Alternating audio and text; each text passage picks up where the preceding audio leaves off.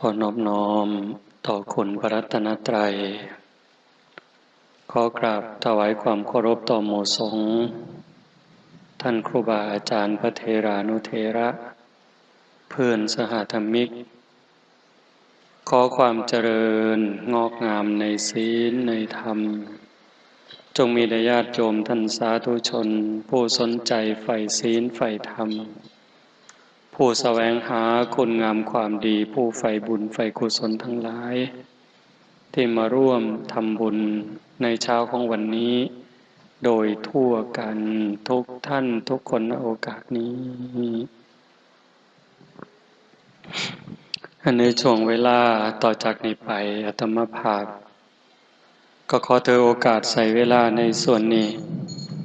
เพื่อจะได้น้อมนำเอาพระสัทธรรมอันเป็นหลักธรรมคำสอนขององค์สมเด็จพระบรมศาสดาสัมมาสัมพุทธเจ้ามาปรารภสู่เพื่อนพุทธบริษัททั้งหลายให้ได้ยินได้ฟังเพื่อเสริมสร้างศรัทธาความเสื่อปัสสาทะความเลื่อมใสพร้อมทั้งวิริยะความภาคเพียรให้เกิดขึ้นมีขึ้นในดวงจิตดวงใจของหมู่เฮาทั้งหลายจนกว่าสิสมควรแก่การเวลาขอเจริญพรญาติโยมผู้ที่ประนมมืออยู่ได้วางมือลงเนาะนั่งในท่าที่มันสำบายกายนำสำบายใจนำห่มผ้าซะเอาออกมาห่มก็ถือเป็นเรื่องธรรมดาขันบ่หนาวเฮาก็ว่าฝนสิบ่ดีร้อนก็ถามหาหนาวหนาวก็ถามหาเย็นสิเอาอีกเอาพอดีก็จักพอดีมันอยู่บนใด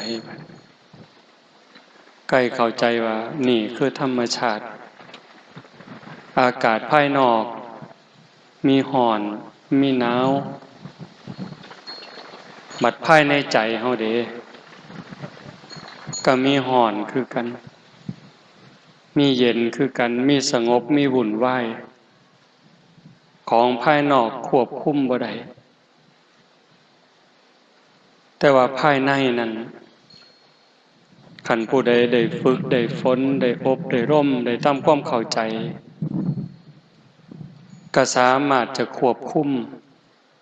ความร้อนให้ลดลงความวุ่นวายให้สงบลงด้วยเหตุนี้แล้วพี่น้องญาติโยมชาวบ้านโพนทองบ้านไก่บ้านไก่ผู้ใฝ่ในบุญในกุศลผู้หักในคุณงามความดีผู้หวังความเจริญรุ่งเรืองแห่งจิตวิญญาณก็จังได้ตุ่มได้โฮมกันเฮ็ดงานปฏิบัติธรรมขึ้นมาเว้าหลายๆทีว่าเฮาเฮ็ดงานแนวนี้บ่แม่นว่าเฮาสิเฮ็ดงานเอาบุญอย่างเดียวเบื้องต้นเฮาก็คิดว่าเฮ็ดงานเอาบุญนั่นล่ะบุญสื่อว่าความสุขความสงบความดีความงามนำมาซึ่งความสำเร็จในชีวิตสิ่งที่เฮาหวังเฮาอยากได้ในเรื่องราวของความถูกต้องดีงามที่มันสิเป็นไปได้สมหวังอย่างคิดอันนั้นคือบุญเป็นผู้ส่งเสริมเป็นผู้ชักใยเป็นผู้กำกับอยู่เบื้องหลังแต่พอโดนไปหลังจากเฮาได้ศึกษาได้ยินได้ฟังได้ประพฤติปฏิบัติได้ทำความเข้าใจก็ยกระดับจากงานบุญธรรมดามาเป็นงานศึกษางานเรียนรู้งานฝึกงานฝนงานอบรมบ่มจิตบ่มวิญญาณสูงขึ้นไปกว่านั้นเข้าใจหลายกว่านั้นงานจังสี่คืองานสิขูดเก่าเผาล้นถอดถอนกิเลสตัณหาความโกรธความหลง ความอิจฉาริษยา อาฆาตพยาบาทจองเว้นหน่อยเหนือต่ำใจที่มันเคยข่มเหงดวงจิตดวงใจนี้ให้มันอ่อนกำลังลงยกจิตที่มีภูมิศีลภูมิธรรมให้สูงกว่าอารมณ์ของโลกหลวงปู่ชาเพิ่นเว้าคำหนึ่งคนหลงโลกคือคนหลงอารมณ์คนหลงอารมณ์ก็คือคนหลงโลกกะแมนอีหลีหลงหักหลงสร้างหลงดีใจหลงใดหลงมีนั่นก็คือคนหลงโลกติดอยู่ในโลกจมอยู่ในโลกจมอยู่ในวัฏสงสารถามว่ามันผิดอยู่มันก็บ่ผิดแต่ว่าพระพุทธเจ้าสอนให้เฮาย่านโทษภัยของวัฏสงสารโทษภัยของการเวียนว่ายตายเกิดเพราะว่ามันหาความแน่นอนบ่ได้ต่ำสุดถึงอบายนรกเวจีสูงสุดจนถึงภวกพรหมเวียนวนไปมาหาความแน่นอนหาความปลอดภัยอันใดบ่ได้คันเฮาหลงอารมณ์ของโลกรักโกรธเกลียดกลัวก็อยู่ซ้ำนี่ล่ะเที่ยวขึ้นเที่ยวลงหาความแน่นอนอีหยังให้เจ้าของบ่ได้คันผู้พิจารณาเห็นโท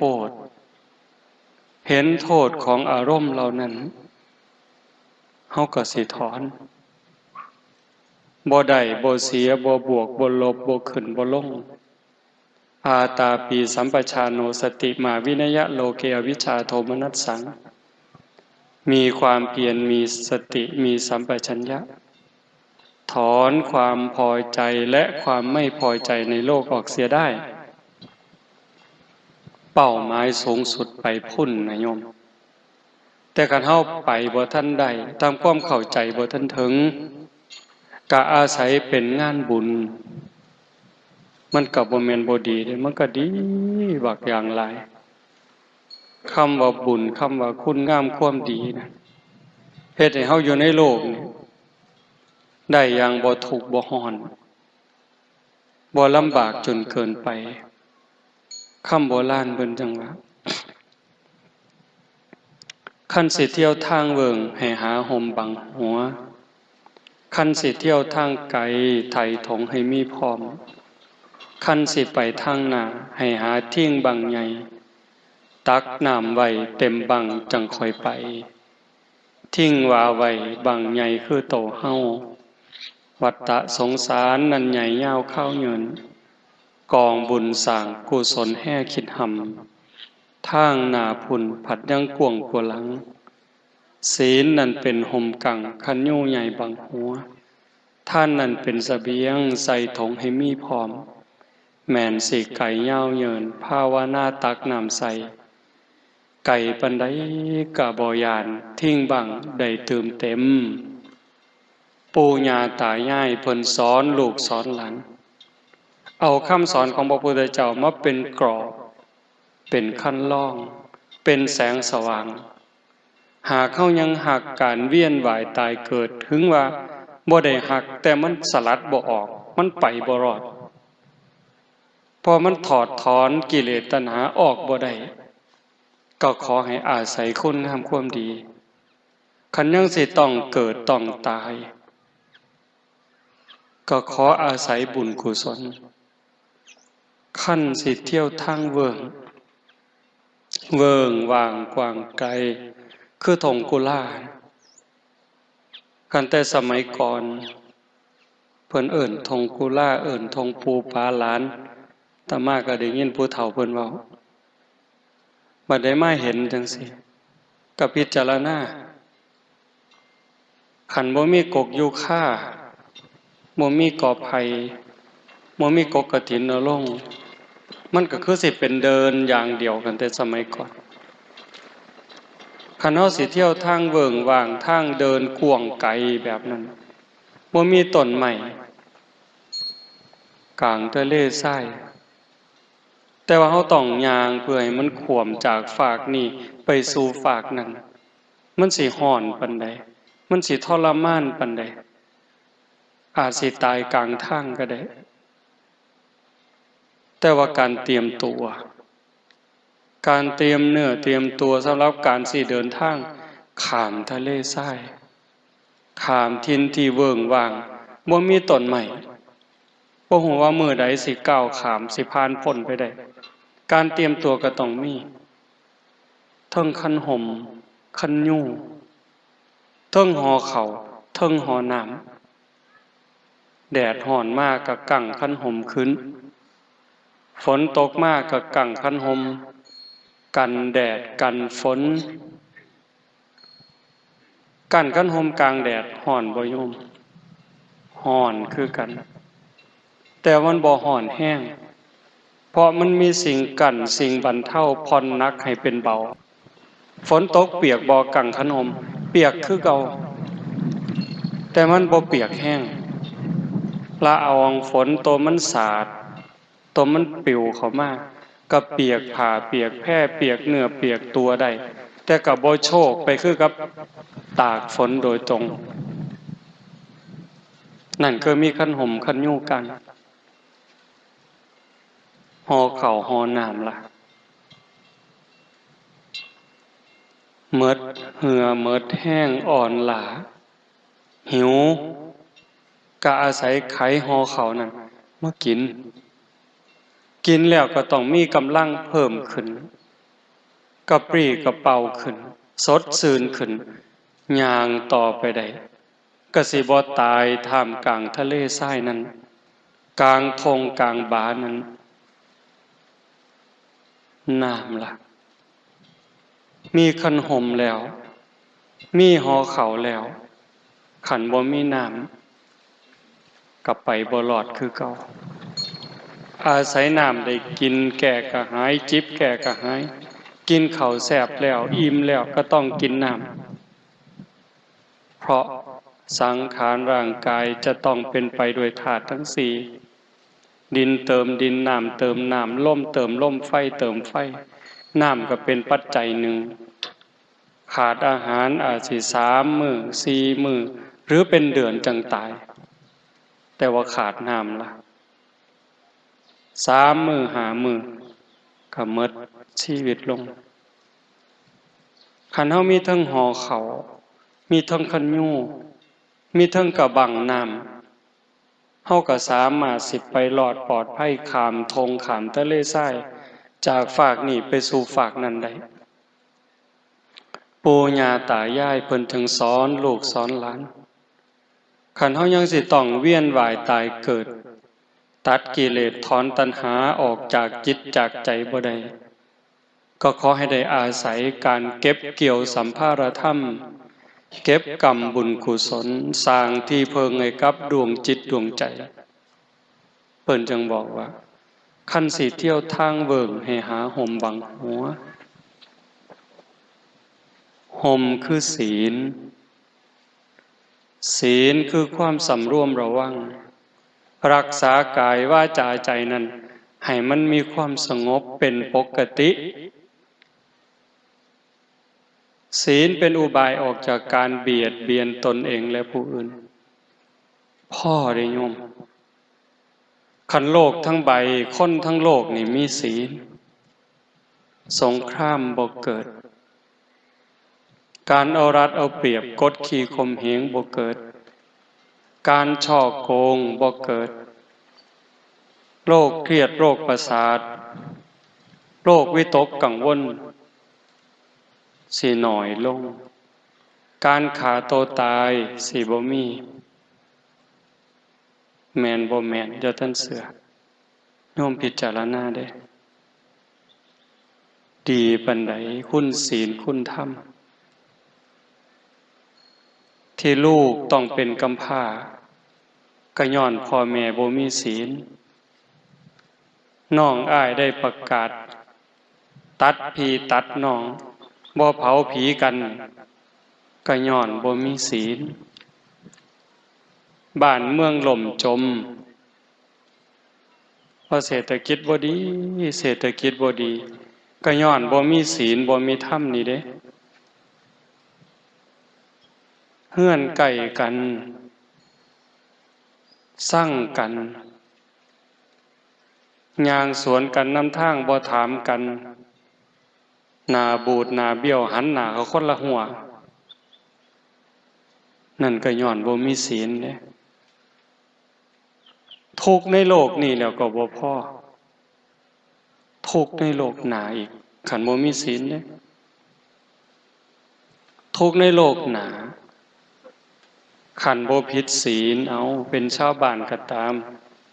คันบ่มีศีลมันสิมีโทษหยังที่นำเฮาลงสู่อบายมีนรกเป็นต้นคือเฮาเบิ่งในรูปนำศาลาวัดฆ่าสัตว์ตัดชีวิตก็สิถูกตัดแขนตัดขาตัดไส้ตัดหัวถูกเข็นถูกขาหลักของเขาก็สิถูกตัดไม้ตัดมืออีหยังก็ว่าไปนอกอกนอกใจสามีภรรยาก็ต้องได้ปีนกกนิ้วน้ำมีหมาสิไล่คบไล่กินขึ้นไปเทิงๆก็กาศพเล็กศพทองหยุดอยู่กลางๆในนิรยาบาลก็สิเอาหอกเอาแหลนเอาเหลาทิ่มแทงก็ต้องพยายามปีนขึ้นไปกาสิจิกสิกัดสิตอดก็ต้องถอยลงมาข้างล่างหมาก็สิกัดปีนขึ้นปีนลงอยู่จังซั่นมันสิแม่นบ่แม่นจริงบ่จริงเห็นซ้ำนั่นเฮาก็ย้านนั่นคันบ่ผิดศีลข้อ3เรื่องปีนต้นงิ้วมันก็บ่มีในความคิดคำว่าบาดระแวงคำว่ากลัวคำว่าย้านมันก็บ่มีในใจเฮาคันบ่ขี้ตัวยุยงให้คนผิดกันเว้าคำหยาบส่อเสียดเพ้อเจ้อใส่ร้ายป้ายสีเฮ็ดให้คนอื่นเสียหายเฮาก็บ่ต้องย้านที่ต้องถูกตัดลิ้นคันบ่ดื่มเสพเครื่องดองของเมาเฮาก็บ่ต้องย้านเอาครีมเหล็กคีบปากแล้วก็บวยตักน้ำทองแดงกอกปากเฮาก็บ่ต้องคิดย้าน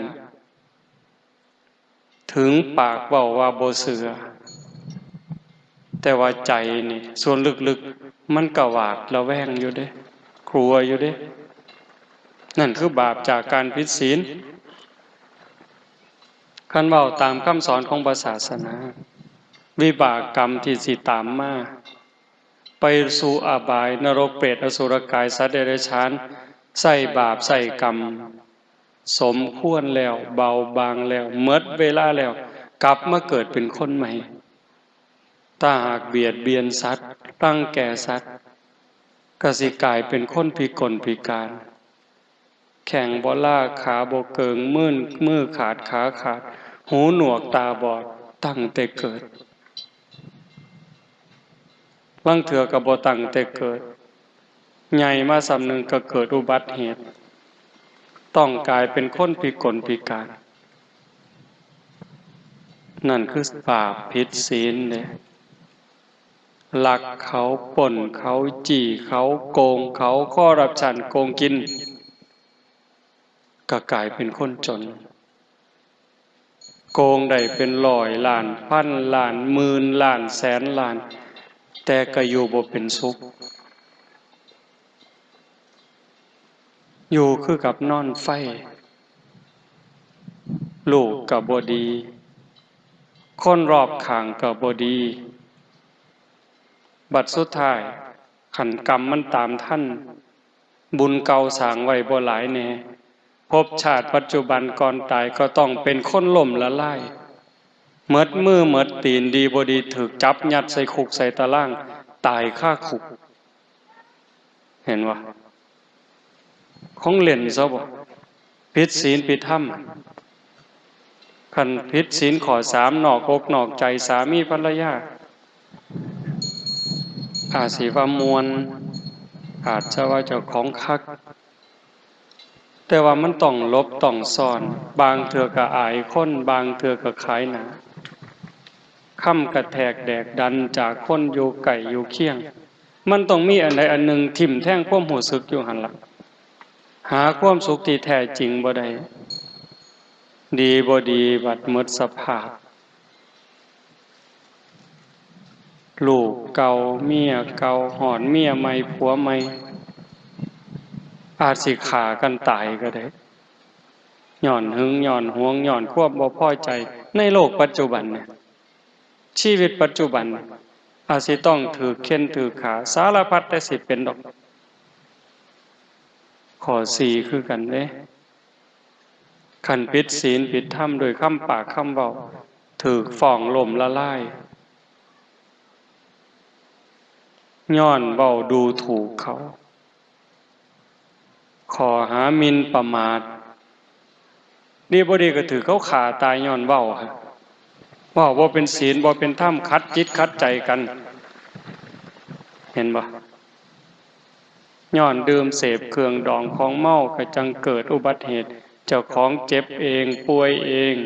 พิการเองดีบ่ดีก็ถึงตายลูกกำพร้าเกิดปีหนึ่งจักพันคนจักหมื่นคนโยมบ่ย้อนเหล้าคันเว้าก็ว่าเหล้ากินก็สิเป็นหยังบ่ได้เอาเงินยาคูมาซื้อตัวเว้าคือแท้เด้บ่ได้เอาเงินครูบามาซื้อกำนันห้ามบ่ได้เอาเงินกำนันมาซื้อเด้เพิ่นว่าเฮาก็แม่นแล้วแต่ว่าเจ้าคิดเบิ่งบ่ยามสงกรานต์ยามปีใหม่โยมว่าตายหลายปานใดส่วนใหญ่ก็เมาแล้วขับปีวังหนึ่งวังปีใหม่เนี่ยเขาว่าจับเลยว่าแต่เมายึดรถไปพร้อมด่าเขาอีกต่างหากเด้เพิ่นย้านเพิ่นบ่เฮ็ดผิดศีลย้านบ่บาปคักโยมคิดว่าลูกกำพร้าย้อนจากพ่อแม่เมาแล้วขับรถไปเกิดอุบัติเหตุปีหนึ่งมันจักพันจักหมื่นคนพิการย้อนอุบัติเหตุจากการดื่มกินเครื่องดองของเมาตายก็มีพิการก็มีลูกกำพร้าเกิดขึ้นปีหนึ่งเท่าใดทรัพย์สินสมบัติลดล่ามาสร้างคิดเป็นค่าเสียหายปีหนึ่งจักแสนล้านบางเถื่อคนดีเป็นคนสำคัญของแผ่นดินมีคุณมีค่ามีคุณประโยชน์บ่ฮู้เรื่องฮู้ราวอีหยังเลยขี่รถมาดีๆแต่คนเมาแวะไปต่ำเอาซื่อๆโทษมันบ่แม่นน้อยๆเด้สิว่าเว้าเล่นซั่นบ่ก็ย้อนจังซั่นปู่ย่าตายายเพิ่นจึงบอกว่าให้มีศีลนั่นเป็นห่มกังคันยูใหญ่บังหัวคันเฮามีศีลเป็นที่รักประพฤติตามศีลปฏิบัติตามธรรมอยู่ในโลกนี้โทษทุกอย่างเว้ามาก็สิบ่เกิดคันถ้าทุกคนในโลกมีศีลทุกอย่างว่ามาสิบ่มีจากการพิกลพิการยากจนลำบากนอกอกนอกใจสามีภรรยาต้องลบต้องซ่อนต้องขายหน้าขายตาลูกไปทางแม่ไปทางพ่อไปทางปัญหาของสังคมก็สิลดลงเห็นอยู่ตัวการแตกร้าวสามัคคียุยงให้เป็นฝักเป็นฝ่ายคือประเทศไทยวาง 3-4-5 ปีที่ผ่านมามันก็สิบ่เกิดคันเว้าแต่ความจริงใจมีแต่ความปรารถนาดีต่อกันบ่ใส่ร้ายบ่ป้ายสีความหักความแพงมันหักดีเอาแท้แต่ว่าเนื่องจากบ่มีศีลเห็นแก่ประโยชน์ส่วนตัวแก่หมู่แก่พวกแก่พ้องก็เลยทำลายศีลทำลายธรรมสีเลนะสุขติงยันติความสุขสงบร่มเย็นเลยบ่เกิดสีเลนะโภคสัมปทาทรัพย์สมบัติโภคะเลยบ่มีหมดโลกนี่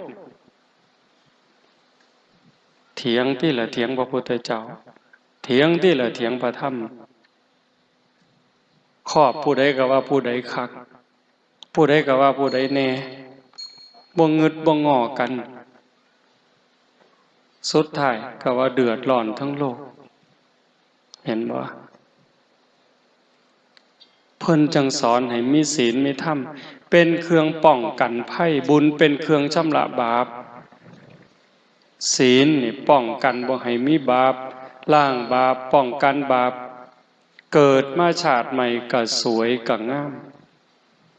รูปร่างดีสวดทรงดีผิวพรรณดีสติปัญญาเฉลียวฉลาดทุกสิ่งทุกอย่างศีลเป็นเครื่องดลบันดาลเป็นเหตุเป็นปัจจัยให้สิ่งเหล่านั้นมันเกิดมันมีร่างกายดีสวดทรงดีโรคภัยไข้เจ็บหน่อยอายุยืนเห็นบ่ศีลนั่นเป็นห่มกั่งคันยูใหญ่บังหัวสิเกิดอีกจักภพจักชาติก็สิเป็นหยังคันเฮามีศีลมีธรรมได้สร้างบุญเอาไว้เกิดมาชาติใดก็งามขึ้นกว่าเก่าดีขึ้นกว่าเก่า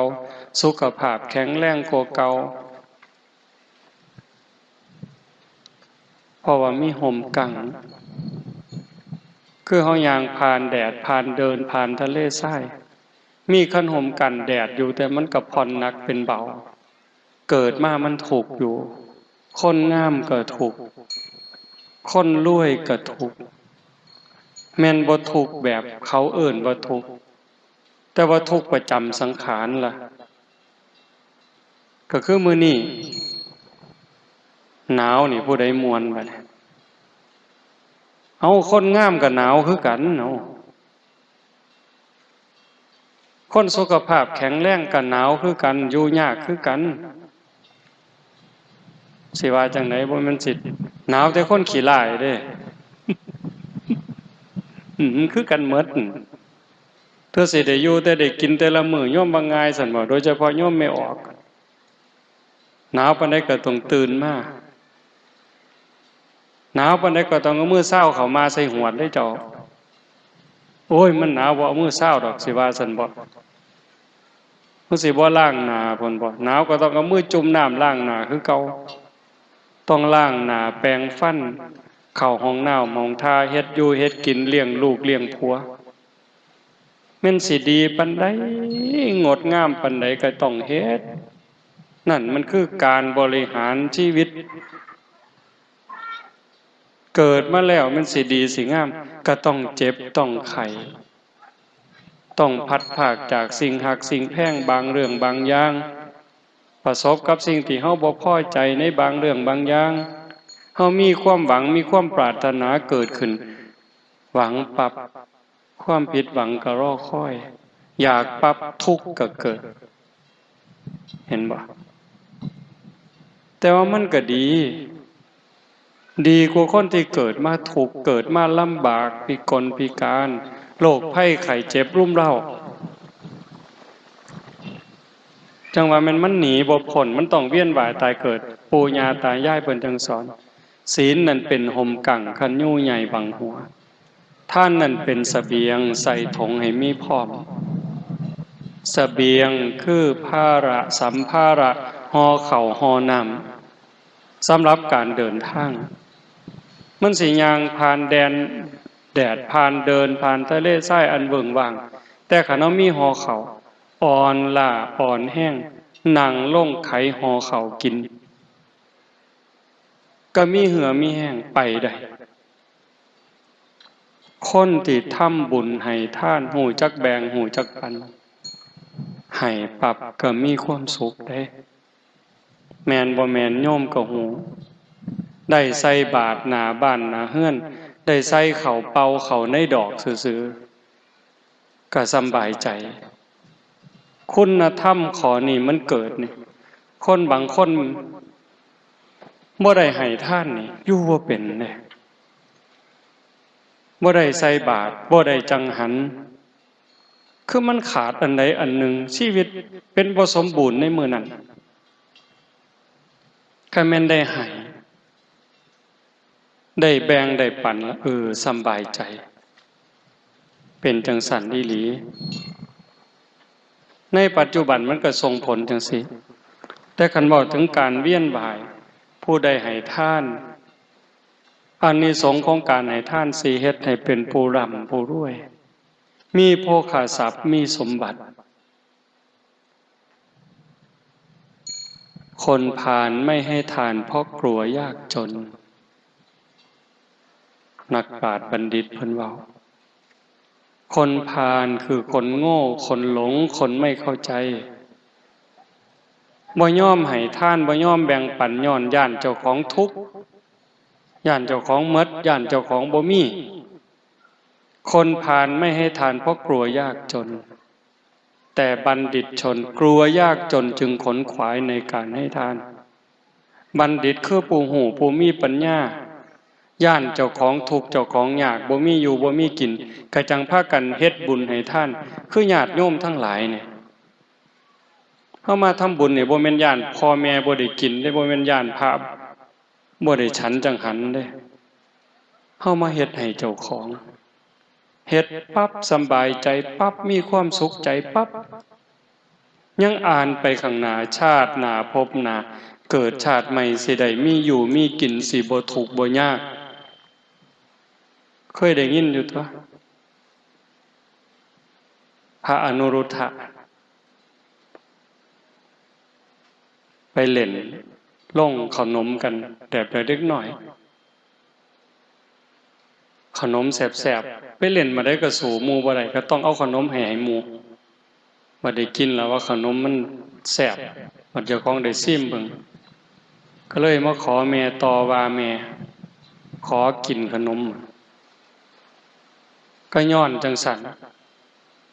เพิ่นก็เลยอธิษฐานไว้ตั้งแต่อดีตชาติเนาะเกิดชาติใดพบใดคำว่าบ่มีอย่าให้เกิดขึ้นอย่าให้มีกับผู้ขาคำว่าบ่มีอยู่บ่มีกินอย่าให้เกิดขึ้นจักเถื่ออย่าให้ได้ยินคำว่าบ่มีนี่บัดสุดท้ายไปเล่นแผ่หมู่สู่หมู่บ่ได้มาเอาขนมแม่บ่มีขนมให้เรายื่นหมอเป่านี่ให้บัดไปเปิดออกมันก็มีขนมทุกเที่ยวบุญเด้อหั่นคนที่เขาห่างเขามีเขาร่ำเขารวยนั่นคือเขาได้ทำบุญให้ทานไว้ก่อนเฮาได้เป็นซ้ำเฮาพ่อมีอยู่มีกินก็เกิดจากการได้ทำบุญได้ให้ทานได้แบ่งได้ปันดีบ่ดีมันเกิดในภพชาติปัจจุบันนี้เด้อโยมแต่มาว่าเคยเว้าสู่ฟังล่ะก็เฮาได้ทำบุญในสถานที่ที่คนมีธรรมสิเป็นพระสงฆ์องค์เน้นเป็นญาติเป็นโยมก็ตามสถานที่ที่อบรมธรรมปฏิบัติธรรมคือบ่องจังสีโน่นโพ้นท่องเนี่ยสงฆ์องค์เน้นพอขาวแม่ขาวได้มาร่วมกันฝึกหัดขัดเกลาจิตใจตนเองเฮาได้นำข้าวน้ำสามปลาโภชนาอาหารที่เกิดจากหยาดเหงื่อแรงงานแม้นมันสิหน่อยนิดก็ตามแต่มันเป็นของชอบธรรมได้มาแล้วโดยธรรมน้อมบูชาแต่พระรัตนตรัยถวายพระสงฆ์หมู่ใหญ่อุบาสกอุบาสิกาผู้มีศีลให้ด้วยความศรัทธาให้ด้วยความเคารพให้ถือการถือเวลาให้ด้วยจิตหวังอนุเคราะห์แล้วก็ให้ด้วยการบ่ได้เบียดเบียนผลมันเกิดความสุขใจความอิ่มใจมันมีเด้โยมเห็นอยู่แล้วได้ให้คนได้แบ่งปันเฮามีความสุขยิ่งให้คนที่เฮาฮักให้คนที่เฮาศรัทธามันเกิดความเอิบอิ่มเรื่องทรัพย์สมบัติที่มันสิตอบสนองย้อนมานั่นตามากะเสือพอเฮาได้ให้ปั๊บเคยบอกให้ฟังบางเถื่อไปทำบุญในสถานที่ที่มีครูบาอาจารย์พระสงฆ์องค์เน้นเพิ่นประพฤติปฏิบัติทำบุญ 2,000 กลับมาหอดวัดมีคนเอาเงินถาถวายเป็นแสน200,000ออกดอกบ่กลุ่มมือสตางค์ละบาทให้สตางค์หนึ่งได้มาบาทหนึ่งป่านนั้นเด้แล้วมันก็ยังมีหลายกว่านั้นคันบอกให้ฟังเดี๋ยวโยมสิอยากได้นำเลยบ่เว้า มันเห็นอีหลีเหรอโยม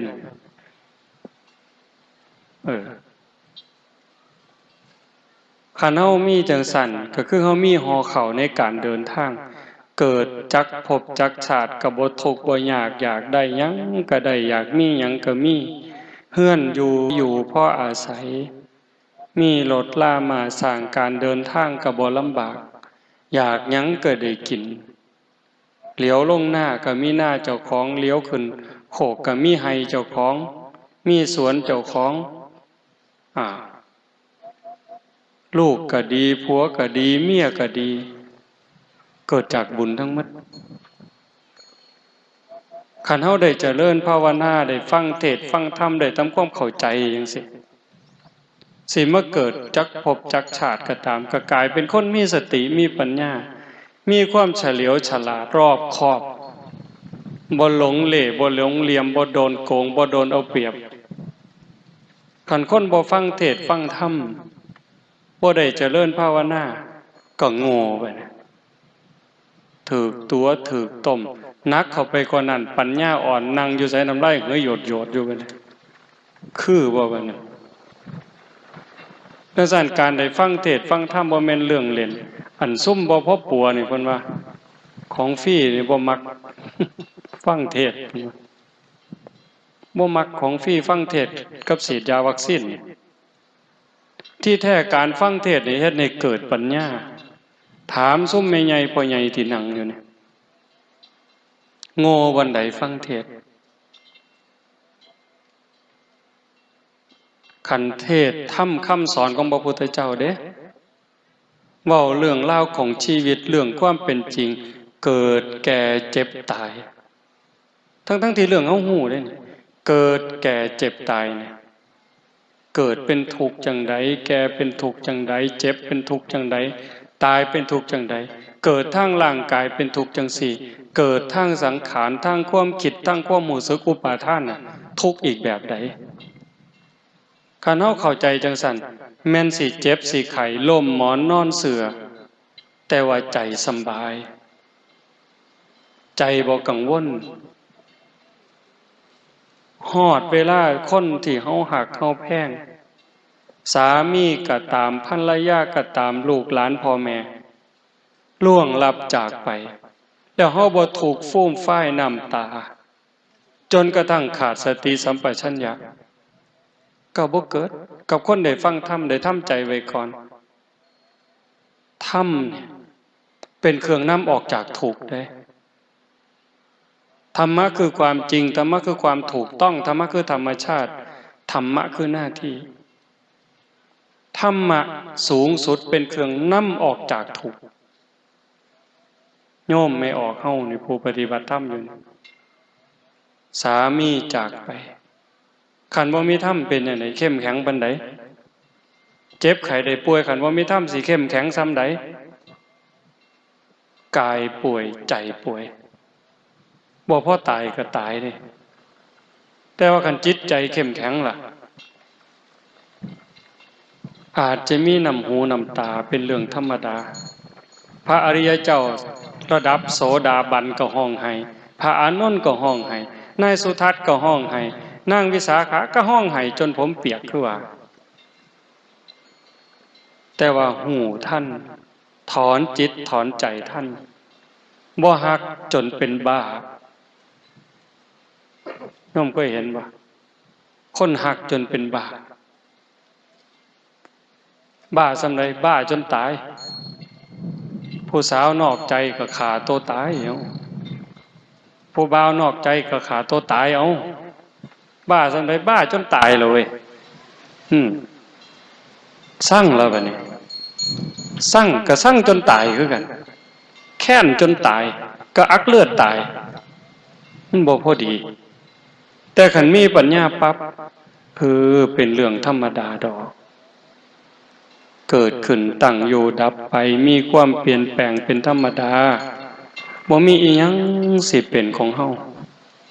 ที่ยั่งยืนถาวรเมื่อวานอาตมากลับมาจากสกลมาพักเทศน์อยู่ยโสพระเพิ่นก็มาเว้าเรื่องนั่นเรื่องนี้สู่ฟังเรื่องหมู่กันซึกเว้าไปเว้ามาก็บ่เป็นตาอยู่ห้วยเฮาบ่ได้ส่วนหมอนั่นมาเกิดเด้อล่ะเว้ยเกิดมาแล้วก็บ่ได้ส่วนหมอนั่นมาบวชนำกันเด้บวชแล้วก็บ่ได้ห้ามหมอนั่นศึกเด้อล่ะเพราะฉะนั้นก็แล้วแต่สิไปสิยากหยังแห้งเด้อ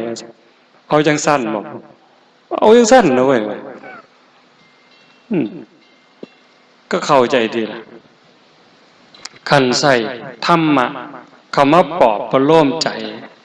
ก็เห็นว่าทุกสิ่งทุกอย่างบ่มีอิหยังเที่ยงแท้เกิดขึ้นแล้วก็ตั้งอยู่ดับไปทุกข์ก็บ่เที่ยงสุขก็บ่เที่ยงได้ก็บ่เที่ยงเสียก็บ่เที่ยงสมหวังก็บ่เที่ยงเสียใจก็บ่เที่ยงคันมันเที่ยงแท้แน่นอนเนี่ยห้วยผัวตายเมียตายพ่อตายแม่ตายห้องไห้มันสิบ่5 ปีก็ยังห้องไห้อยู่คือเก่านี่มันเฮ็ดจังได๋ เนาะก็เห็นสภาพความเป็นจริงจังสี่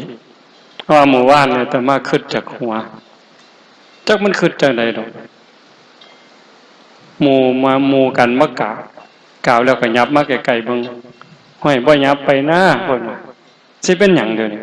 ห้อยยับมาเบิ่งบ่ยับดอกเพิ่นเป็นหยังอาตมาก็เทิงเว้าเทิงหัว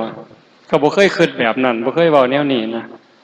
เอายับมาเบิ่งไกลๆเพิ่นก็บ่ยับมาดอกโดนเติบนั่งเศร้ามีแห้งอาตมาก็เลยย่างอ้อมไปทางหลังเลี้ยวเบิ่งหัวโอ้โหหัวงอกแล้วเว้ยวะเฒ่าโยมคิดหลายอยู่เด้ไปอยู่พม่าบ่ได้โกนผมเลยเห็นผมงอกเจ้าของก็เลยสิเบิ่งหมู่ผู้ใดไปนำกันหลายแน่แล้ว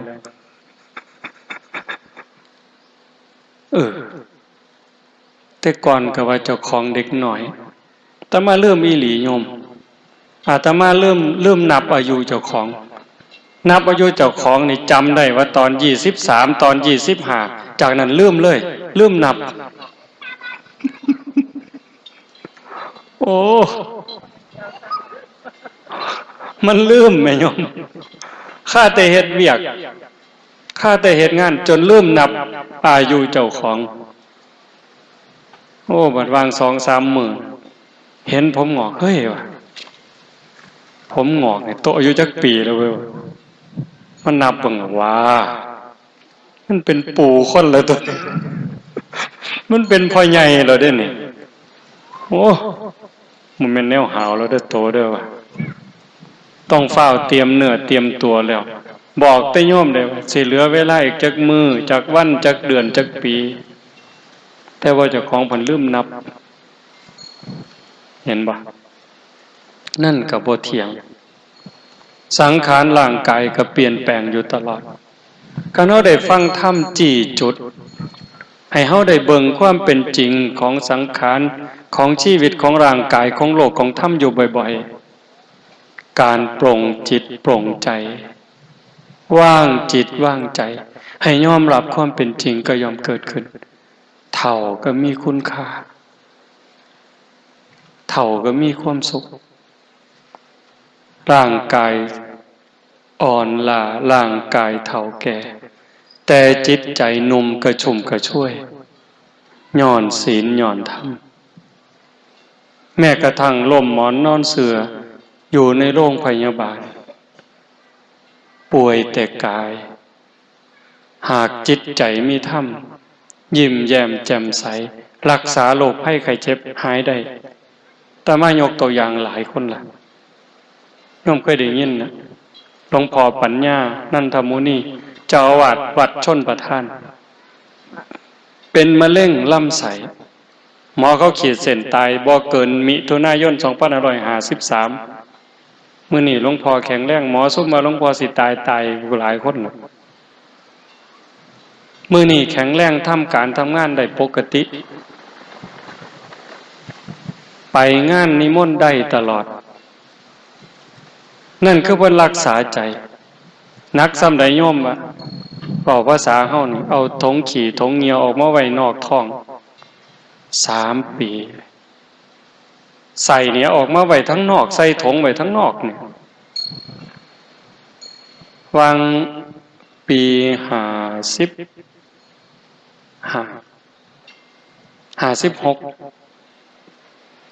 เอาลำไส้เข้าไปคืนท้องผ่าตัดเอาใส่ยัดลงขึ้นเฮ็ดคือเฮ็ดเล่นนี่ติดเชื้อห้ามเยี่ยมบ่มีผู้ใดเข้าเยี่ยมได้อยู่4 เดือนเต็มๆคิดว่าหมดล่ะบ่มีโอกาสแต่บัดสุดท้ายฟื้นรอดออกมา ย้อนรักษาใจอย่างเดียวเฮ็ดจังได๋สิรักษาใจได้คันบ่มีปัญญาเด้ปัญญาสิเกิดมาจากหยังก็เกิดจากการได้เจริญภาวนาได้ฟังเทศน์ฟังธรรมได้ทำความเข้าใจงานอบรมธรรมปฏิบัติธรรมที่โน่นพ้นท่องเฮาเนี่ยจึงเป็นงานที่ครบวงจรเทิงทานเทิงศีลเทิงภาวนาคันจะเว้าถึงบุญนี่มันเต็มที่อยู่แล้วเต็มที่บ่เว้าเล่นเด้โยมคอยคิดคอยอ่านคอยทบคอยทวนทุกคนที่มีส่วนร่วมได้บุญบ่น้อยลองเบิ่งว่าในขณะที่โลกมันห่อนมันห้นคนเอารัดเอาเปรียบบ่มีระเบียบวินัยบ่เคารพกฎหมายบ้านเมืองบ่เคารพกติกาสังคมบ่เคารพศีลบ่เคารพธรรมลูกบ่เชื่อฟังพ่อแม่ลูกศิษย์บ่เชื่อฟังครูบาอาจารย์บ้านเมืองบ่ฟังผู้นำคนดีคนมีศีลมีธรรมนี่กลายเป็นตัวตลกเป็นบ่แถวนี่คนดีมีศีลมีธรรมกลายเป็นตัวตลกกลายเป็นคนบ่มีค่ากลายเป็นคนโง่หั่นนี่แต่ว่าคนเกเร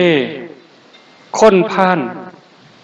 เป็นบุคคลดีได้หน้าได้ตาได้ถูกยกย่องได้รับเสียงสรรเสริญมียศมีบริวารขอให้รวยขอให้ซื้อเหล้าสู่กินนั่นล่ะคนดีแต่ว่าคันเป็นแบบนั้นทั้งหมด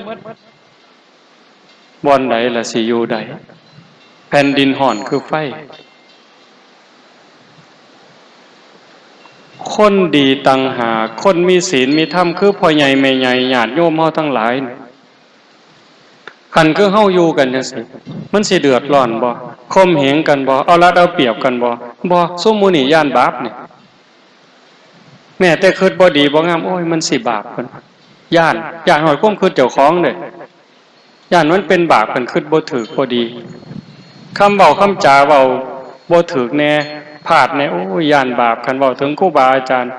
ก็ต้องขอขมาลาโทษการกระทำทางกายกับพ่อกับแม่กับพี่กับน้องคันมันบ่ถูกต้องก็ย้านบาปต้องไปกราบขอขมาได้เล่าสู่เพิ่นฟังได้สารภาพผิดคันจิตใจคนทั้งหลายเป็นแบบนี้แล้วโยมว่าหมดโลกเนี่ยบ่ว่าสินับถือพุทธคริสต์อิสลามพราหมณ์ซิกคันจิตใจคนในโลกเป็นแบบนี้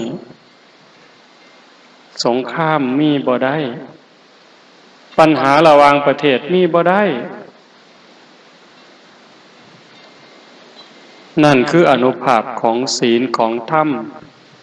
ธรรมะคำสั่งสอนพระพุทธเจ้าหากเป็นจังซี่ปู่ย่าตายายเพิ่นจังว่าโตภาวนาคือบังน้ำบังทิ้งหอดห่มจิกยังสิได้สวยหลังหอดห่มหั่งยังสิได้สวยหน้าหอดห่มว่ายังสิได้อาบกินได้จิบแก่กระหายขันคนมีปัญญาแม่นสิเกิดมามันสิทุกข์สิยากลำบากลำบนปานใดก็เอาตัวรอดแก้ปัญหาเฉพาะหน้าไปได้ปลดเปลื้องภาระของชีวิตไปได้งานศีลงานธรรมอาตมาจึงบอกว่า1ละเป็นงานบุญ2เป็นงานศึกษาหลักธรรมคำสอนของพระพุทธองค์ได้ทำความเข้าใจได้ฝึกหัดพัฒนาสูงสุดเป็นการยกระดับดวงจิตวิญญาณให้พ้นไปจากกองทุกข์กองกิเลสมันบ่แม่นเป็นไปบ่ได้เด้อโยมมื้อนี้วันที่6กุมภาพันธ์2559บ่แม่นว่าการประพฤติปฏิบัติสิบ่มีผลธรรมะเป็นอากาลิโกปฏิบัติได้ให้ผลได้ไม่จำกัดการเอหิปัสสิโกเป็นสิ่งที่เรียกให้มาดูท้าพิสูจน์สันทิฏฐิโกผู้ศึกษาและปฏิบัติจะพึงเห็นได้ด้วยตนเองแม่ขาวพอขาวผู้บาอาจารย์ผู้ใดมานั่งเจริญสมาธิภาวนาได้เดินจงกรมได้หู้จักรสชาติอยู่คันมีสติในอารมณ์ปัจจุบัน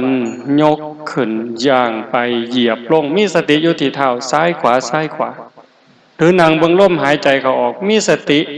สัมปชัญญะเห็นลมหายใจเข้าลมหายใจออกชัดเจนเนี่ยจิตเฮาสลัดอารมณ์ตัดอดีตตัดอนาคตบ่หักบ่สั่งจิตเป็นอิสระอยู่กับเนื้อกับตัวนั่นคือจิตพุทธะเฮาสิเฮ็ดตัวนี้ให้หลายได้จังได๋ตื่มได้จังได๋คันจิตที่สลัดหักสั่งถอนรักหักชังออกจากจิตจากใจได้นั่นคือจิตอิสระนั่นคือจิตพุทธะหักบ่มีสร้างบ่มีกลัวบ่มีเกลียดบ่มีอิจฉาริษยาบ่มียะถาวิมุตตังจิตตังปัจจเวคคติพึงพิจารณาตามจิตที่หลุดพ้นมันมีอยู่หมดสู่คนเพิ่นเอิ้นว่านิพพานหน่อยนิพพานชิมลองนิพพานชั่วขณะนิพพานตัวอย่างมันมีอยู่ในใจขันบ่เฮ็ดบ่ทำบ่ปฏิบัติจอดบ่ต้องแจวบ่มีทางหูแต่บ่ได้ซิมเข้าใจอยู่ตัวหูแต่บ่ได้ซิมจักหน่อยสิกินข้าวแตงปลาข้าวมื้อนี้เอ้าเบิ่งแกงนี่เป็นตาแซ่บอ้อมนี่เป็นตาแซ่บเป็นตานัวคักเหลียวเบิ่งด้วยตานี่ก็ว่ามันคักแล้วเว้ยแต่บ่ทันมาแตะลิ้นนี่มันบ่ทันได้ซิมจากการได้หำเฮียนได้ศึกษาได้ทำความเข้าใจกับคักเติบแต่ว่าคันได้ซิมล่ะได้ลงมือสู่การประพฤติปฏิบัติโยมมาจากทางบ้านคือกันยืดตัวตรงๆให้นั่งลองมือยืดตัวตรงๆหลับตาเบาๆหายใจเข้ายาวๆลึกๆหายใจเข้ารู้หายใจออกรู้มีสติวางไว้ที่จุดลมกระทบผู้บางคนอยู่ในหูดังผู้บางคนอยู่ปลายๆมองง่วงดังเนี่ยผู้บางคนอยู่ซ่านดังผู้บางคนอยู่ริมฝีปากแล้วแต่คนเพราะว่าลักษณะของดังของปากบ่คือกันหายใจเข้ามันกระทบมันสิเย็นนิดนึงเอาสติไว้หันแปะไว้หันจอบอยู่หันหายใจเข้าเย็นนิดนึงหายใจออกอุ่นน้อยนึงคันเอาเห็นจังสี่ชัดเจนขันมันเด่นมันชัดสติมันกล้ามันตัดอดีตตัดอนาคตหักบ่มีสร้างบ่มีย่านบ่มีกลัวบ่มีน้อยใจเสียใจบ่มีเห็นแค่หม่องล้มเข่าล้มออกชัดเจนปุ๊บนั่นจิตได้พักจิตได้พักโยมเฮาพักแต่กายเฮ็ดเวียกเมื่อยก็ว่านั่งเศร้ามีแห้งนั่งโดนก็ว่านอนเศร้ามีแห้งนั่นคือพักผ่อนทั้งร่างกายแต่ว่าใจเจ้าให้มันพักเถื่อนอนมันมือกายหน้าผากโอ้ยอันนั้นน้ออันนี้น้อผู้นั้นน้อผู้นี้น้อโดนเติบหายใจไงพลิกตึบไปอีกครั้งนึงคึดอีกใจสิขาดอีหลีอีหลอบัดพลิกไปอีกครั้งนึงเมื่อคืนยังแจ้งนอนบ่หลับนั่งกินข้าวอยู่กับแกงปลาฮ้อนๆแกงไก่ใส่ใบบักขามใส่หัวสีไข่ใส่ขาอ่อนหอมห่วยๆสดแซ่บแต่ลิ้นแต่ว่าใจคิดห่วยอย่าคืนน้ำลายแม่ล่ะมันเป็นตะสดปวดไปเนาะ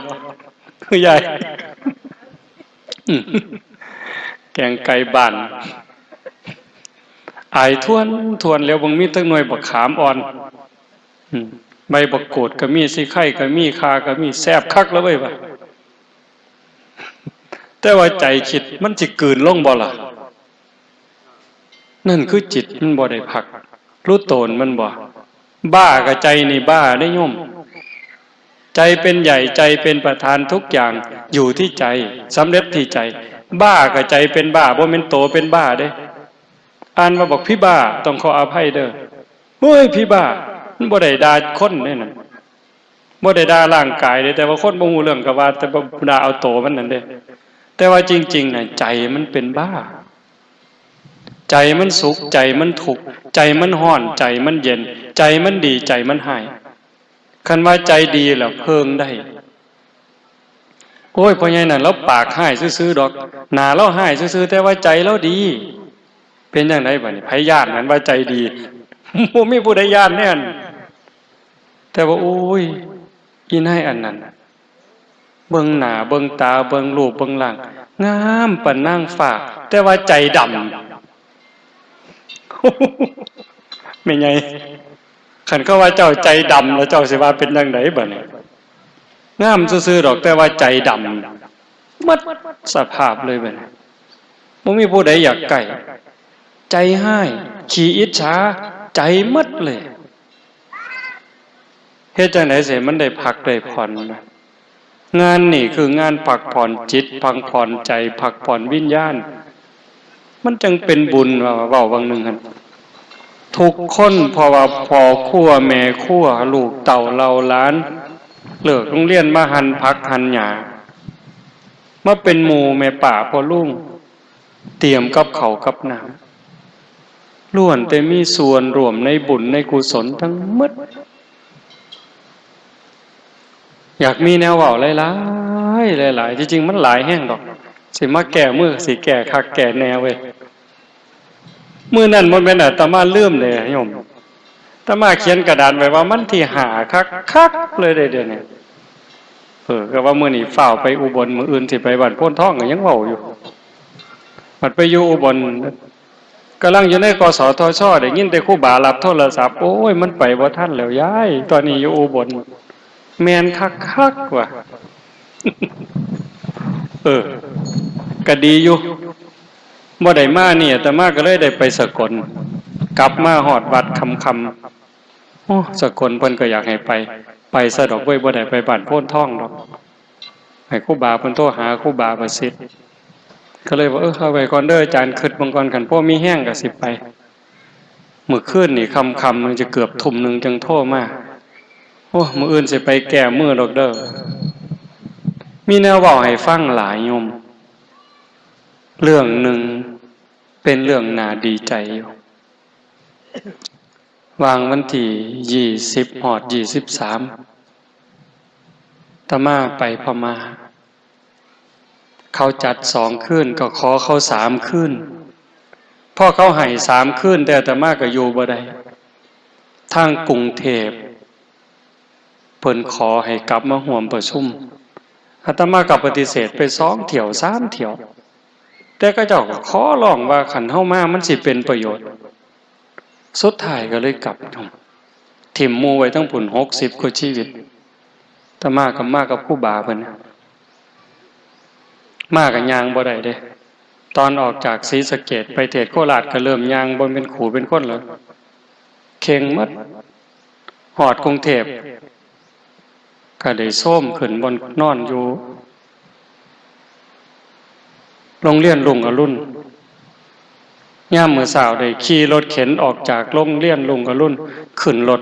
ไปที่มหาวิทยาลัยจุฬาลงกรณ์มหาวิทยาลัยไปร่วมประชุมนายแพทย์ประเวศวสีมาเป็นประธานแล้วก็บรรยายพิเศษประธานของสสสของอาสมศีลของสถาบันแล้วก็โครงการวัดบันดาลใจผู้มีสถาปนิกทั่วประเทศ 70-80 บริษัทเจ้าอาวาสวัดที่สนใจในโครงการ140กว่าวัด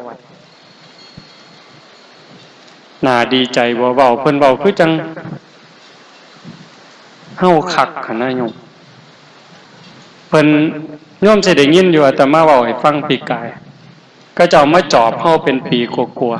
ๆเปิดเผยโตช่วงเดือนก่อนพฤษภาอาตมาอาจจะจำผิดก่อนพฤษภาตั้งแต่ปี57มั้ยเปิดเผยโตที่หลังเดือนช่วงพฤษภางานขึ้นภูเขาวิสาขะบูชาพุทธฐานล้ำลึกก็เจ้าก็ได้มาร่วมจากนั้นมาสรุป จาก30,000-40,000กว่าวัดทั่วประเทศเขาคัดเอา9 วัดวัดเฮาถือคัดลำดับที่7ภาคอีสานมี2 วัดวัดธาตุพนมกับวัดป่าโนนกุดหลงบัดเขาจะเอิ้นมาประชุมบางหนึ่งก็เจ้าเว้าว่าที่ผลงานที่โดดเด่นเป็นประโยชน์ที่สุดในกลุ่มทั้ง9 วัดคือวัดโนนกุดหลงก็เลยอยากให้อาจารย์มาเว้าก็เลยได้ตัดสินใจมาบัดพ่อมาฟังเพิ่นเว้าตั้งแต่อยู่ในห้องรับรองอาตมาก็นั่งในรถเข็นฟังเพิ่นเว้าผู้ใหญ่เพิ่นเว้ากันดีใจอยู่ดีใจหลายๆเรื่องผู้ปกครองประเทศผู้นำสูงสุดของประเทศไทยนะบ่บอกว่าผู้ใดแต่เพิ่นเว้าถึงกันว่าผู้นี้ห่วงใยพระศาสนาห่วงใยประเทศชาติห่วงใยผู้คนอีหลีแต่เพิ่นฟัง 3-4 คนที่มาร่วมเปิดงานในมื้อนั้นมาร่วมประชุมเพิ่นสิว่าแล้วแต่พี่หมอจะเอายังไงพี่หมอบอกด้วยเรื่องเล่าทุกเรื่องหลายๆอย่างบัดพ่อแต่เข้าร่วมประชุมเปิดงานประมาณ 3 โมงอาตมาได้เว้าเกือบ 4 โมงแล้วเป็นหยังเพราะมันเวลายืดยาวมันมีหลายรายการขึ้นไปแต่แรกๆก็ได้แนะนำตัวกันซื่อๆแล้วก็ลงมาก็นั่งมันเป็นหอประชุมมันคือโรงหนังน่ะเวทีใหญ่อยู่จังซี่เก้าอี้ก็ค่อยสูงขึ้นไปทางขึ้นทางลงก็มีตลอดแล้วแอมฟังทั้งสองข้างก็มีคนอยู่เต็มหมดนั่นพระเด่นๆดังๆในประเทศไทยว่าแม่นมากห่วย 50% พุ่นเด้บ่แม่นน้อยเด้พระที่มีผลงานมีชื่อมีเสียงที่เฮายอมรับเพิ่นเนี่ยหลวงพ่อประยุทธ์ก็ส่งลูกศิษย์มาทั้งพระทั้งโยมหลวงพ่อประยุทธ์โตเนี่ยบัดสุดท้ายอาตมาได้ขึ้นกลุ่มสุดท้ายกลุ่มแรกกลุ่มถาวรวัตถุโบราณสถานไหมกลุ่มที่2วัดในชุมชนเมือง3วัดกลุ่มละ3เฮาถูกจัดอยู่ในกลุ่มเผยแพร่พระพุทธศาสนาอย่างมุ่งมั่นมีคำว่ามุ่งมั่นพร้อมขึ้นไปหลวงพ่อปัญญานันทมุนีเจ้าคุณเจ้าอาวาสวัดชนประทานอีกรูปหนึ่งเจ้าอาวาสวัดศรีทวีเจ้าคุณจากนครศรีธรรมราชอาตมาพาเด็กน้อยผู้เดียวมองมันเกิดจุดตื่นเต้นคือแต่ละวัดเขาสิมีภูมิสถาปนิกที่มาออกแบบเป็นอาสาสมัครจ้างเขามาสมมุติว่าใจเขามาวัดมาโน่นโพ้นท่อง100,000เขาบ่มามื้อนึงมาซื่อๆนี่ยังว่าเบิ่งว่าสิเอากุฏิตั้งบนใดห้องน้ำไว้บ่อนใดให้เขามาซอยคิด100,000เขาบ่มาซ้ำซื่อๆนี่ล่ะบ่ต้องเสียกระดาษพอแผ่นบ่เสียปากกาพอขีดก็บ่มาแต่เขามาโดยใจมาซื่อๆพวกสมัครเขามาใหม่70กว่าบริษัทจะมาร่วมโครงการ8เจ้าอาวาสที่เว้าไปก่อนเว้าเรื่องส่วนใหญ่การก่อสร้างมีเงินมีทอง10 ล้าน100 ล้านหลวงพ่อวัดปัญญาเพิ่นก็เว้าปัญหาเพิ่นคือหม่องจอดรถบ่พอทุกวันอาทิตย์คนเข้าวัดประมาณ 5,000 คนต่อมื้อหม่องจอดรถบ่มีหลวงพ่อเพิ่นว่าปัญหาเพิ่นรีบด่วนคือต้องสร้างตึกจอดรถเฮ็ดจังได๋บัดนี้สถาปนิกก็ต้องคุยนำแต่ละกลุ่มแต่ละวัดบัดมาฮอดอาตมาเขาก็ถามทุกรูปเขาก็ถามโจทย์ของหลวงพ่อโจทย์ของพระอาจารย์คืออะไรบัดมาถามอาตมาโจทย์ของพระอาจารย์คืออะไรมีกี่ข้ออาตมาว่าข่อยบ่ฮู้ว่าข่อยมีโจทย์จักข้อคันนับเป็นข้อข่อยก็บ่ฮู้คันใช้มีข่อยเอาข้อเดียวขอบักใหญ่คือเฮ็ดจังได๋คนในโลกนี่สิฮู้ว่าเจ้าของเป็นคนในโลกนี่สิฮักกันคนสิมีศีลมีธรรมได้จังได๋นี่คือโจทย์ข่อยจังเฮ็ดงานบ่ฮู้เช้าฮู้ค่ำบ่ฮู้อีหยังควรเฮ็ดก่อนเฮ็ดหลังข่อยคุบอันใดได้ข่อยคุบเลย มือคบก็คบปากก็กัดเบิดพ่อแต่เว้าจังซั่นสถาปนิกโยมหมีบริษัทไอซอล่าเพิ่นก็ว่าเพิ่นมาวัดเฮาแต่แรกสิเอาหยังไปต่อสู้คันว่าเป็นการแข่งขันกับอีก8วัดวัดเฮามีแต่ต้นไม้มีแต่ความยากจนเพิ่นก็บ่มีแนวสู้แต่มาเห็นแม่ใหญ่เฮานั่งอยู่ในเฟื่องจังซี่หนึ่งเดียวนอกนั้นเขานั่งตึกนั่งห่างนั่งทับเงิน100 ล้านแต่ว่าเขานั่งทับเฟื่องมานะเห็นแม่ใหญ่โยมหมีเพิ่นว่าผมละน้ำตาไหลโยมชมพู่ของอาสมศีลคือกันเห็นคุณย่าคุณยายมาบริจาคเงิน20 บาทบริจาคเงิน20 บาทแล้วยิ้มอย่างหน้าตาบานนะมันเป็นไปได้อย่างไรเขาบ่เคยเห็นนะโยมเขาเห็นแต่คนท่านพันท่านหมื่นท่านแสนนั่งเถื่อท่านเถื่อละแสนก็ยังนางหนาบูดบูญูดอยู่อันนี้ท่าน20 บาทเรายิ้มแปะยิ้มแป้นอาตมาก็ได้ที่โยมทุกท่านก็คงจะเคยได้ยินว่าศรีสะเกษนี่ยากจนกระทั่งกินดินก็เป็นข่าวมาแล้วก็เลยบอกชาวบ้านเฮายากจนจากก่อนชาวบ้านก็บ่เป็นแนวนี้ได้เข้าวัดเขาว่าหักวัดหักว่าหักคุณงามความดีแต่มื้อนี้สิไปวัดก็ลำบากเป็นหยังหนี้สินรัดเขาหมู่เจ้ารวย100 ล้านก็ซื้อน้ำตาลโลละ10 กว่าบาทกับแม่ใหญ่ข่อยผู้เป็นหนี้นี่ล่ะซื้อราคาเดียวกันสบู่ราคาเดียวกันยาสีฟันราคาเดียวกันน้ำปลาราคาเดียวกันแล้วชาวบ้านข่อยทุกข์นี่มันย้อนไปย้อนบ่มีศีลบ่มีธรรมย้อนการเอารัดเอาเปรียบมือไผเหย้าก็สาวได้สาวเอาสิเฮ็ดจังได๋สิแก้ปัญหาจังซี่จังได๋ให้เว้ยคนเงียบเลยบ่ตอนนั้นพอแต่ลงจากเวทีมาโยมลงพอประยุทธ์มากราบย่างลงจากนี่มานั่งซ้ำนี่เราก็สิเบิ่งบ่คักซั่นบ่มากราบแล้วพระอาจารย์มาจากวัดป่าโนนกุฎหล่มใช่ไหมใช่โยมมีอะไรโยมร้องไห้เพิ่นว่าไม่ใช่แต่โยมนะทั้งหมดอยู่นั่งบนนั่งเป็นสันอยู่ใกล้ๆโยมก็เป็นเอามือปาดหน้าพระก็เป็นแล้วมันเป็นอะไรมันบอกไม่ถูกแล้วจะทำยังไงต่อไปอาตมาก็เลยบอกท่านบอกอย่างในใจอันนี้หลวงพ่อวัดประถาดพระนมกับนางฟังอยู่ข้างหลังบัดสุดท้ายมือหลังนอนอยู่เมานอนหลังจากประชุมแล้วนอนวัดปัญญามาขี่รถกลับมาค่ำๆก็เลยโทรถามโยมชมพู่จะสรุปงานวันไหนสรุปวันจันทร์เขาสรุปวันจันทร์พอเขาประชุมวันอาทิตย์เขาก็พักเขาประชุมวันเสาร์พักวันอาทิตย์วันจันทร์เขาสรุปถามตอนค่ำๆเพิ่นว่าผู้ใหญ่เขาพอใจมากมีความหวังมากอาตมาก็เลยเห็นอยู่ข่อยมีแนวสิบอกหมู่เจ้าอีกแนวหนึ่ง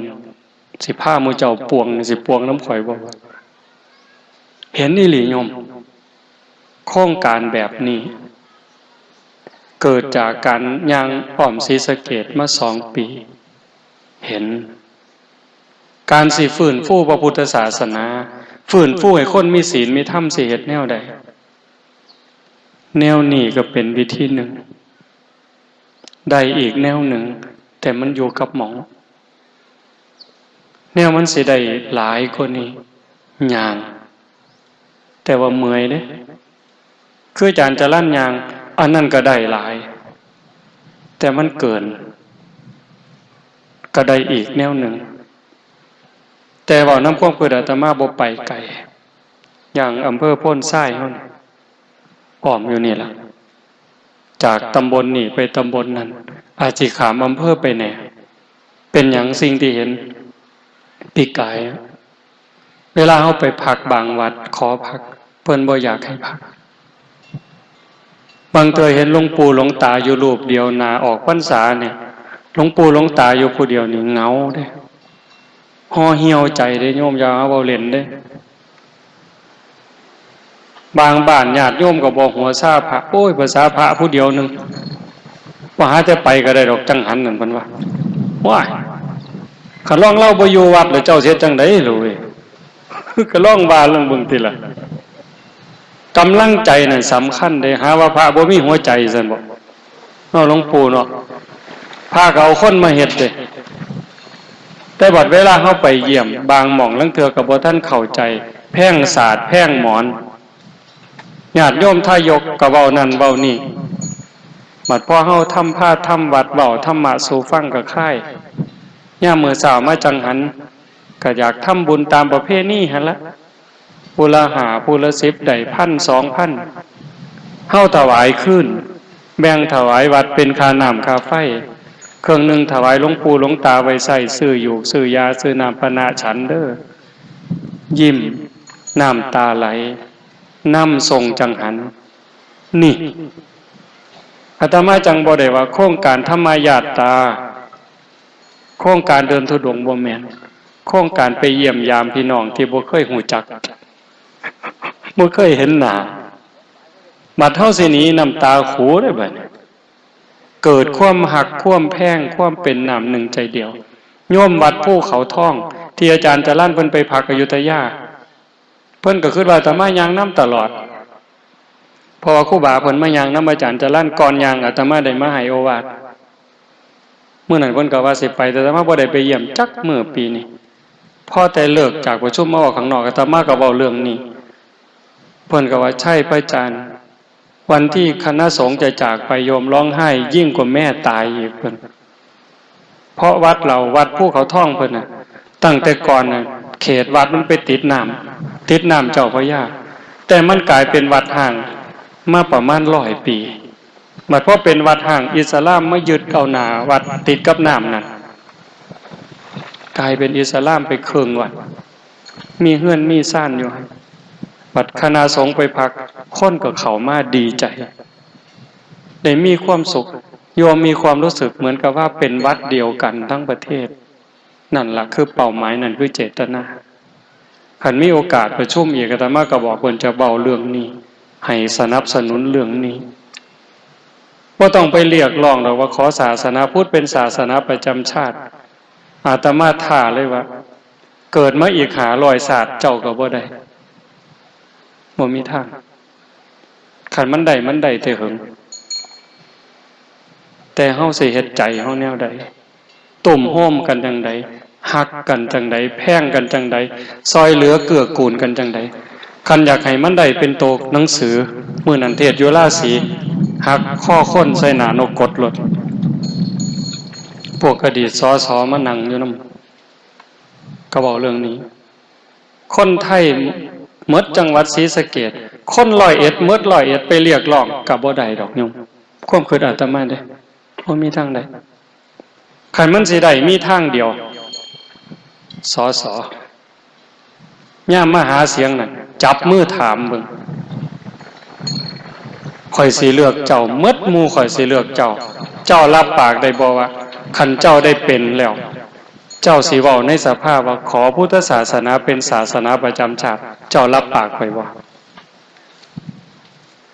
ซุ่มนั่นเว้ามันจังได้เฮาหมดจังหวัดก็บ่มีกำลังทอผู้เดียวเว้านี่แต่ว่าคันความเป็นจริงเนี่ยคันเฮาเฮ็ดจังซี่เด้อญาติโยมเด้อสรุปแล้วเด้คันเฮาเป็นอยู่จังซี่สอนลูกสอนหลานพาลูกพาหลานมาเฮ็ดมาทำพาเขาเข้าวัดเขาว่ามื้อวันเสาร์วันอาทิตย์วันหยุดให้ลูกหลานลงวัดลงว่าได้จังหันหูจักกราบจักไหว้สอนเขาว่าอันนั้นบาปอันนี้บุญอันนี้ดีอันนี้บ่ดีอันนั้นพระสงฆ์องค์เจ้าอันนี้แม่ป่าพ่อลุงปู่ย่าตายายให้มีความเคารพนับถือ